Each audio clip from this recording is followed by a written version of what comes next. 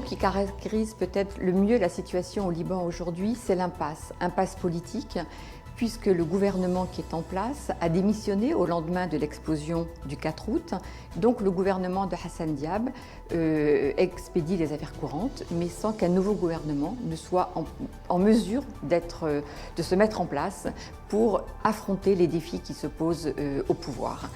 Donc nous sommes dans une situation aujourd'hui sans gouvernement, donc les réformes qui sont attendues par la communauté internationale pour que l'aide arrive ne peuvent pas être mises en œuvre puisqu'il n'y a pas de gouvernement et on ne voit pas aujourd'hui d'où viendrait la lueur puisque nous sommes dans une période où les manifestations reprennent puisqu'il y a eu un mouvement de contestation en octobre 2019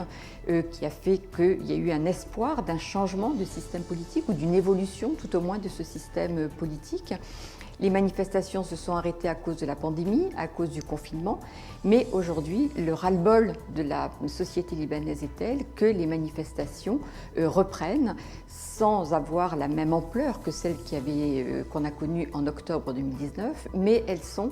la marque, la caractéristique de cette impasse politique dans laquelle se trouve le pays et dans le fait que les Libanais sont de plus en plus désespérés de voir que cette classe politique est incapable finalement de prendre la mesure du défi qui s'impose à elle et leur seul objectif c'est de se maintenir en place, de continuer à gérer entre eux le système, à savoir je te donne ceci, tu me donnes cela, mais sans avoir du tout dans la tête l'intérêt de la population. Donc blocage, impasse totale politique, doublée de la crise sanitaire, qui finalement est un merveilleux prétexte pour cette classe politique pour surtout ne pas bouger et ne rien faire.